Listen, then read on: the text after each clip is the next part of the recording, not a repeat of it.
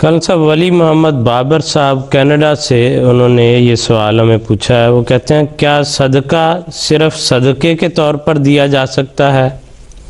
یا کسی اور فنڈ جیسے مسجد فنڈ وغیرہ کے طور پر بھی ادا کیا جا سکتا ہے؟ بات یہ ہے کہ صدقے کا لفظ صدق سے نکلا ہے، سچائی، جس کا مطلب یہ ہے کہ اللہ تعالیٰ کی راہ میں سچے دل سے اپنے مال کو قربان کرنا، خواہ وہ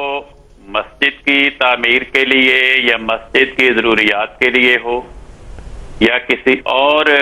نیک کام کی ادائیگی کے لیے ہو. چنانچہ قرآن کریم نے فرمایا انما الصدقات للفقراء والمساکین والعاملین علیہا والمؤلفۃ قلوبہم وفی الرقاب والغارمین وفی سبیل اللہ وابن السبیل. فرمایا کہ جو صدقات کا مال ہے یہ محتاجوں کی ضروریات پوری کرنے کے لیے، مساکین کی ضروریات پوری کرنے کے لیے، اور جو صدقات کے انتظام پہ،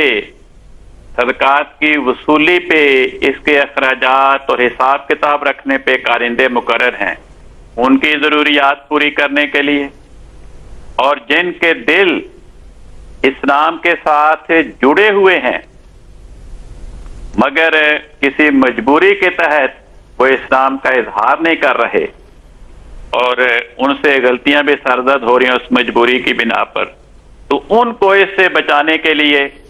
غلاموں کو آزاد کرنے کے لیے، جو لوگ محتاج ہیں، قرض دار ہیں، ان پہ کوئی مصیبت پڑ گئی ہے، آفت پڑ گئی ہے، ان کی مدد کے لیے آگے فرمایا فی سبیل اللہ، اللہ تعالیٰ کے راستے.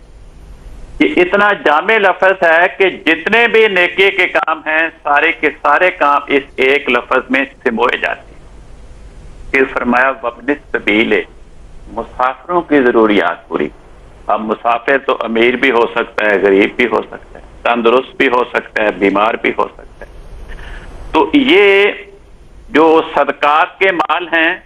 ان کے یہ مصارف بیان فرمائے. اس لیے خواہ مسجد کی تعمیر کا فنڈ ہو یا مسجد کی مرمت اور مسجد کی ضروریات کے لیے کوئی انسان صدقہ دینا چاہے تو وہ صدقہ دے سکتا ہے.